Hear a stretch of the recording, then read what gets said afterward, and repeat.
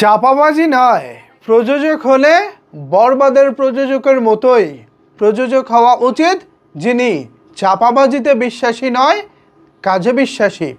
সম্প্রতি বরবাদ সিনেমার প্রযোজক একটি পডকাস্ট অনুষ্ঠানে অংশগ্রহণ করেছিলেন। সেখানে বরবাদে কোন কোন বিষয়ে আরও ভালো করা যেত এইসব বিষয়ে তিনি কথা বলেছেন। সেই বিষয়গুলোর মধ্যে দুটি গুরুত্বপূর্ণ পয়েন্ট তিনি তুলে ধরেছেন। একটি পয়েন্ট হচ্ছে, তিনি বলেছেন গল্পে রোমান্টিক আরেকটু বেশি রাখা যেত, রোমান্স আরেকটু বাড়ানো যেত, পাশাপাশি অ্যাকশনটা আরও চমৎকার করা যেত। কিন্তু প্রথম কাজ হিসেবে আমার হয়তো বা ভুলভ্রান্তি থাকতে পারে, অথবা আমার চেষ্টার কমতিও থাকতে পারে। আমি চেষ্টা করব নেক্সট কাজগুলো থেকে দর্শকদের মনের মতো করে সিনেমা বানাতে। এই যে উপলব্ধি, এই যে চিন্তা ভাবনাটা, এইটা আপনারা কয়জন প্রযোজকের মধ্যে দেখেছেন?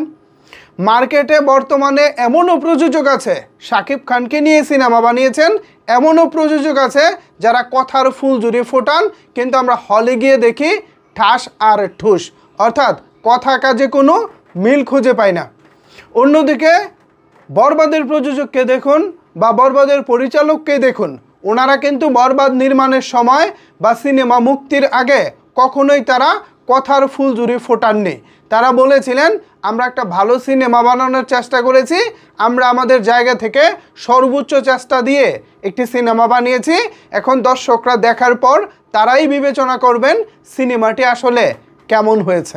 ফলাফল আপনারা দেখেছেন, রোজার ঈদের দিন থেকে সারা বাংলাদেশে হইচই ফেলে দিয়েছে ওই জিল্লো মালদে, মানে বরবাদ। তো শাকিব খানের বরবাদ রিসেন্ট টাইমে গত 10-15 বছরে রোজার ঈদের সিনেমা হিসেবে সর্বোচ্চ ব্যবসা করা সিনেমা বরবাদ। পাশাপাশি এখনো পর্যন্ত প্রায় 85 কোটি টাকার বিজনেস করা সিনেমার নামও বরবাদ।